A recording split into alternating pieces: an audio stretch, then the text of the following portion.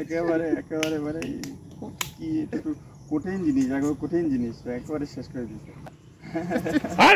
একেবারে কি মোবাইলে কি অনেক মোবাইলে দেখতেছি। তোমার কি সমস্যা?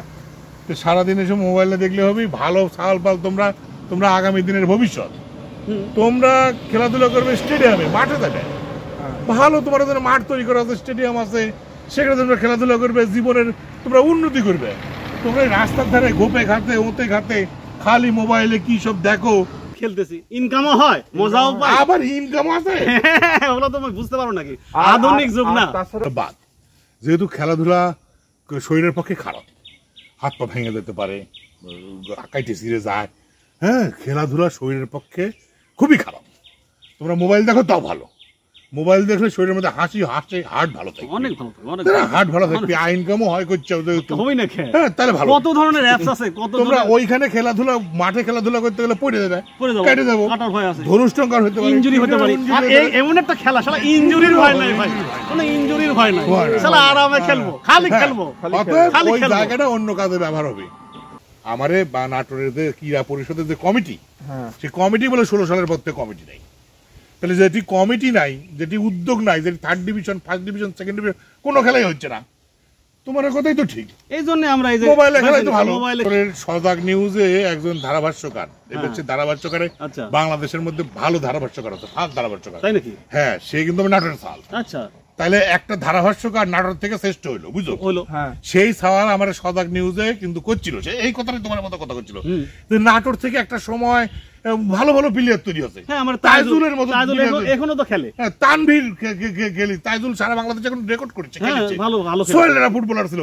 বিভিন্ন বাংলাদেশ থেকে রত্ন তৈরি হচ্ছে, এখনো বলে 2nd লিগ 3rd লিগ না কি জানে ঢাকাত বলে ভালো ভালো প্লেয়ার আছে, খেলিচ্ছে। যে তোমাকে একটা বুদ্ধি দিছিলাম, সেই বুদ্ধিটা তুমি কাজে লাগালে না। আমি করছিলাম যে স্টেডিয়ামের অত বড় জায়গা, একটু সোলার টোলা বুনে দিলে সোলার ডালের অভাব পূরণ হইতো। বাংলাদেশের তো ডালের অভাব আছে, কথাটা খারাপ বলো না, এখন সোলার অনেক চাহিদা, সোলার ডাল বাবা এগুলো সব লাগাই দিলে। বাবা আবার কি বলে? না না, ভুল হয়েছে। যাই হোক, এগুলো লাগালে মাঠটা ভালো হইতো। মুগ ডাল, সোলার ডাল, মুগ ডাল, এগুলো খেতের ডাল। তবে মাটি শক্ত, বুঝলে? ওইটার মাটি শক্ত, ওখানে অন্য কোনো কাজ করলে করা যেতে পারে। কি করা যায়? করা যায়, এই যে আমরা যারা দেশ নতুন করে গড়িচ্ছি, তার মাধ্যমে ওটি যদি একটা করা যায়, মনে করো যে ডানা কাটা পরিধি সমারোহে নৃত্য, হ্যাঁ শুন, 1 টিকিটে 2 ছবি, এইরকম কিছু একটা করা যায়। নৃত্যও কি ক্রীড়ার অংশ নাকি? হ্যাঁ ওমা, নৃত্য ক্রীড়ার অংশ না? নৃত্য তো একটা কলা, কলা ক্রীড়ার অংশ। নৃত্য কি করে হয় ভাই? এটা হামাম না হোক, জায়গাটা কাজে লাগার লাগবে না, যেখানে আয় হবি সেখানে যাইতে হবি। মাঠটা একটু ফেলে রেখে লাভ নাই। এখানে যদি মনে করো বড় কনসার্টের আয়োজন করা যায়, কনসার্ট, বিদেশি মনে করো যে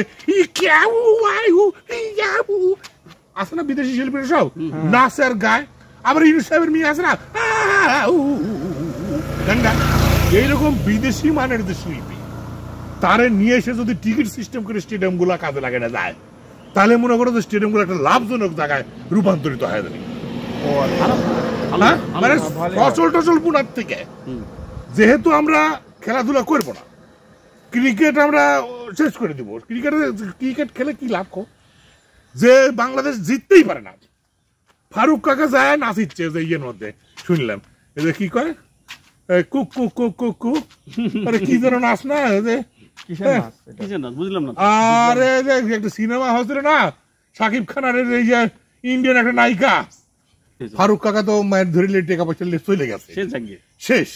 মানে কিরা মানে ওই কি পাপন কাকার কি মারিছে, পাপন কাকার বড় ভাই হচ্ছে ফারুক কাকা, দুজন মিলে মনে করো খায় শেষ। ওগুলা আমার দরকার নাই, রফিক সাহেব আবার নতুন, ওগুলা বাদ দাও। তুমি এখন আমার স্থানীয় পর্যায়ে কি করে খেলার উন্নয়ন ঘটানো, স্থানীয় পর্যায়ে খেলা, বুঝছো?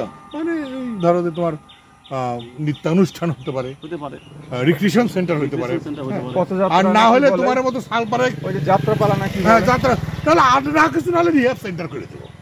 মনে করো বাংলাদেশে তো রিহেব আমার মনে হয় কাকা তুমি কাজ করতে পারো, কি? মানে 500 ছেলে পেলে দেখে 500 মোবাইল ভালো মানের উচ্চ মানের একটা মোবাইল যদি কিনে দাও, তাহলে মাঠে বসে আমরা মোবাইল গুলো চালাতে পারি কাকা। একটা ভালো কথা বলছো।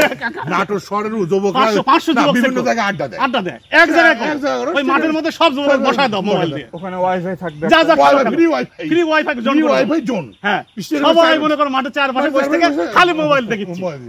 এইটা এইটা একটা কিন্তু ভালো দারুণ ভাবে আমাদের মানে স্টেডিয়ামকে কাজে লাগানোর একটা বুদ্ধি, ফ্রি ওয়াইফাই জোন।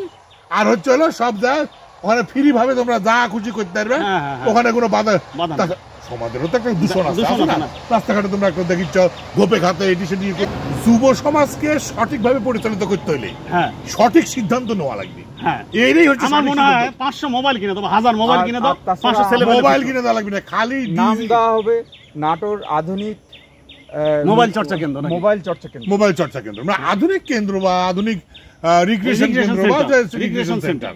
সেন্টার হ্যাঁ। সেখানে এবং সেটা Wi-Fi স্টেডিয়াম কেন্দ্র, হ্যাঁ, stadium কেন্দ্র, স্টেডিয়াম হ্যাঁ। কেন্দ্রে তোমরা হ্যাঁ। কষ্ট করে আর খেলবো না। অর্ধেক রিহ্যাব, অর্ধেক রিহ্যাব করে দাও। হ্যাঁ। কারণ হচ্ছে হলো এখন তো মাদকের সঙ্গে ইয়ের সঙ্গে বাইরে যাচ্ছে সমাজে, তাই না? মানুষজন তাহলে রিহ্যাব সেন্টার অর্ধেক দিয়ে দাও, আর অর্ধেক মনে করো রিক্রিয়েশন সেন্টার। রিক্রিয়েশন সেন্টার বাস আমার মনে হয় সমাজের কল্যাণ যেহেতু হতো। খেলাধুলা বাদ, মাঠ সংস্কৃতি চর্চারও সমস্যা আছে। হ্যাঁ সর ইনজুরি সমস্যাও থাকবে না, হ্যাঁ। আর আমরা এক মানে ব্যাচবদ্ধ হবো, Right, সবাই এক জায়গায় এক মাঠে জায়গায় মাঠে মাঠে থাকবো, মাঠে থাকবো, তার সালগুলো ভালো থাকবে, ভালো থাক, তাও ভালো থাক, তাও ভালো থাক। ভালো থাক। দেশ এগিয়ে যাচ্ছে মনে করেন।